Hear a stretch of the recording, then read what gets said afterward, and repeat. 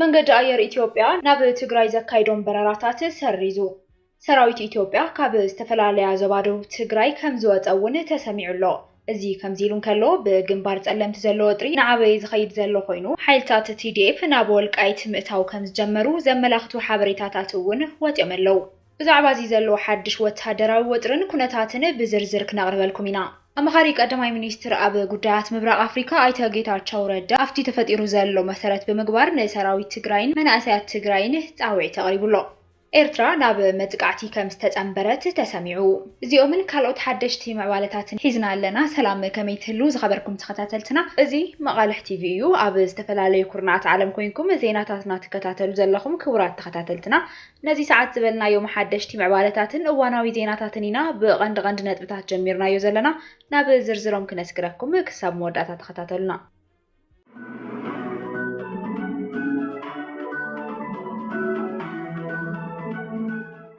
መንገድ አየር ኢትዮጵያ ናብ ትግራይ ካይዶም በረራታት ተጠቢሉ መንገድ አየር ኢትዮጵያ ካብ አዲስ አበባ ናብ ዝተፈላለዩ ከተማታት ትግራይ ዝርከባ መዕርፎ ነፈርቲ ዘካይዶም በረራታት ከም ዝሰረዘ እዩ አፍሊጡ ሎሚ ካብ ናብን አዲስ አበባ ክካይዱ መደብ ዝተተሓዘሎም በረራታት ከም ዝተሰረዙ እዩ ካብቲ መንገድ አየር ዝተላእኸ ሓበሬታ አረጋጊጹ በመሰረትቶም ተገልገልቲ ዝበጽሖም ሓበሬታ እውን በረራኦም ከም ዝተሰረዘ ክፈልጡ ዝተገበረ ኮይኑ ምክንያቱ ድማ ዘይተሓሰበ ኩነታት ምዃኑ እቲ ናይ ጽሑፍ መልእኽቲ አመልኪቱ እዩ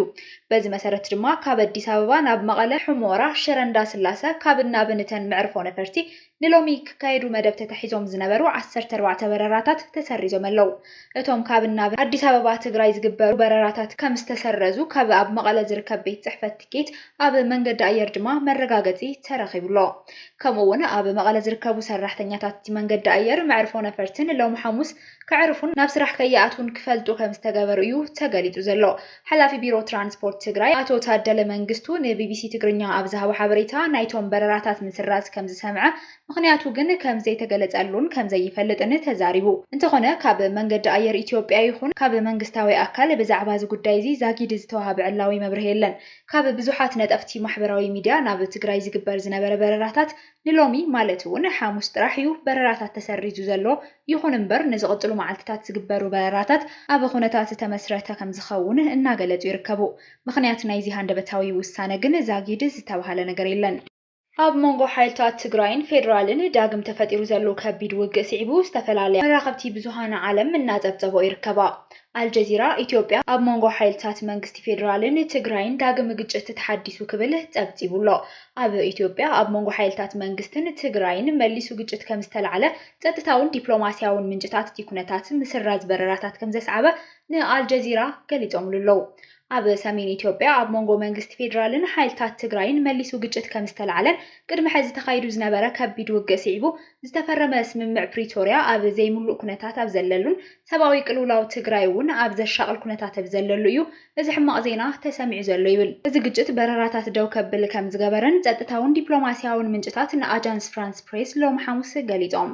ኣብ ዝሓለፉ ሒደት መዓልትታት ኣብ ክልላት ኣምሓራን ትግራይን ንሕድሕዶም ዝሰሓቡሎም ከባቢታት ዝበሎም ንምዕራብ ንሰሜናዊ ምዕራብ ትግራይ ጸለምቲ ጎንፂ ከም ዝተልዓለ እዮም ምንጭታት ንኤኤፍፒ ሓቢሮም እዚ ከምዚሉን ከሎ ሰራዊት ምክልኻል ኢትዮጵያ ካብ ዝተፈላለዩ ከባቢታት ዶባት ትግራይ ስሒቡ ወፂሎ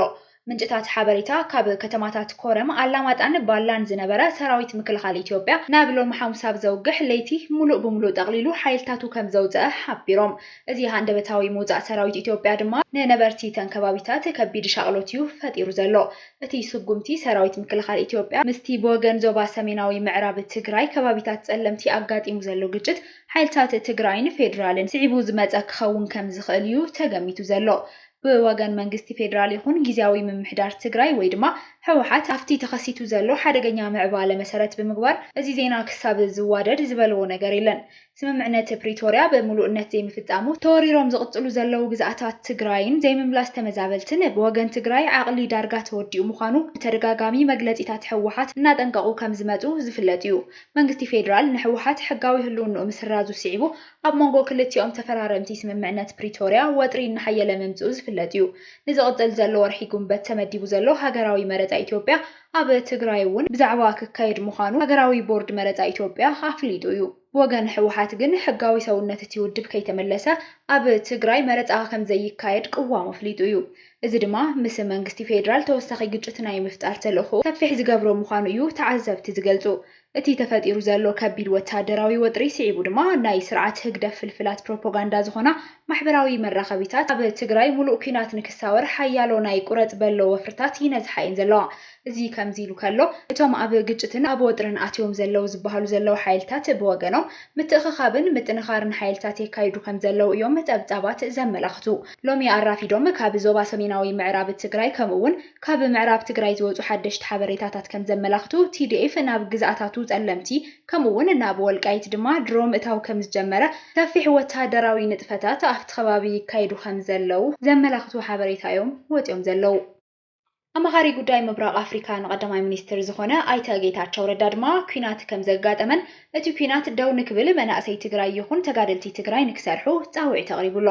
እቲ ኩናት ድማ ኮነ ተባሂሉ መስርሕ ምምላስ ተመዛበልቲ ንምዝራግን ንጉጅላዊ ባህጊ ንምርዋይን ንሻዕብያ ንምሕጓስን ዝተኸፍተ ምዃኑ እዩ ተሓቢሩ ዘሎ ውዕሊ ፕሪቶርያ ንምፍጻም ከም ፖሊሲ ሒዝናዮ ዝነበርና ካብ ጎንፂ ወጻኢ ዘሎ ተጽዕኖ ምፍጣር ዘኽእሉና ዲፕሎማስያዊ ርክባትን ምስ ፌደራል መንግስቲ ብተደጋጋሚ ዝተኻየዱ መድረኻትን ናብ ተግባር ይሽረፍ ምስ ውልቃውን ጉጅላውን ጣምእ ስልጣን ብምትሓዝ መሕለፊ ኸሊኦም ስቃይ ህዝብና ዘናውሑ ብገበን ክሕተቱ ዝግብኦም ኣካላት ብሽም ርግጋጽ ግዛእታዊ ሓድነት ምምላስ ተመዛበልትን መሊሶም ናብ ኩናት ከእትውና ዝከኣሎም ኩሉ ይገብሩለው ዝበለ ጌታቸው ምምላስ ተመዛበልቲ ብውሑስ ኣገባብ ኣብ ዘላቒ ሰላምን ምትእምማንን ዝተመስረተን ህዝብና ምጥያሽን ናይ ዳግመ ህንፀት ጠለባት ንምምላእ ናይ ደገን ውሽጥን ሰብ ብጽሒት ኣካላት ተሳትፎን ጊዜያዊ ፋይናንሳዊ ድጋፍ ዝሓትት ተግባር ምዃኑ ይፍለጥ እዩ ይብል ዋላ ምስ ብዙሕ ሽግራት ኣገባብ ፈጻጽምኡ ድማ ፍጹም ሰላማዊ ብዝኾነ ኣገባብ ውዕሊ ፕሪቶርያ መሰረት ብምግባር ክኸውን ትጽቢት ይግበር እዩ ዝበለ ኣይተ ጌታቸው ኩሎም ዓይነት ዕድላት ሓምሺሽካ ኣቕምታት እቲ ብሄር በታቲንካ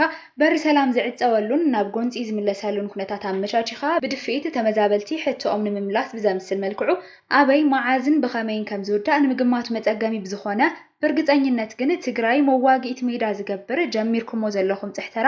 ደው ክተብልዎ ይግባእ ክብል ኣጠንቂቑ ሚኒስተር ጌታቸው እቲ ዝገርም ግን ይብል ጌታቸው ሕዝውን ህይወት መናእሰይ ከም ቀንዲ መሳርሒ ውግእ ምጥቃም ቀጺሎም ለለው ብምባል እዩ ንሕወሓት ከሲሱ ከምቲ ልሙድ ብኸበድቲ ኣጽዋራት ኣቐዲምካ ሽፋን ሂብካ ዋጋ ምቕናስ ዝብል ናይ ውግእ ስልቲ ድዩ ጠፊእኩም ዝብል ጌታቸው ክላሽ ዝሓዘ እግረኛ ኣቐዲሞም የወድእዎ ኣለዉ ብምባል ከሲስዎም እተን መዳፍዕኸ ንመዓዝን ንመንን እየን ክኾናኹም ብምባል ነቶም መራሕቲ ሕወሓት ዕላማ ዝገበረ ሓተታዊ ጽሑፍ ዝቕጽል ጌታቸው ግንባር ዋጋ ህይወት መንእሰይዱ ኣለኹ እየ ንምባል ጥራሕ ተሳውሮ ኢኻ ብምባል ድማ እዩ ብዛዕባ እቲ ኩናት ድምፂ ኣስሚዑ ዘሎ ኣብ መወዳእታ ባዕሎም ዝኣገድዎ ሓዊ ባዕሎም ይስሓንዋ ብምባል እዩ ንመራሕቲ ሕወሓት ዕላማ ዝገበረ መጠንቀቕታ ሓዘል ጽሑፍ ዘርጊሑ ኣይተ ጌታቸው ረዳ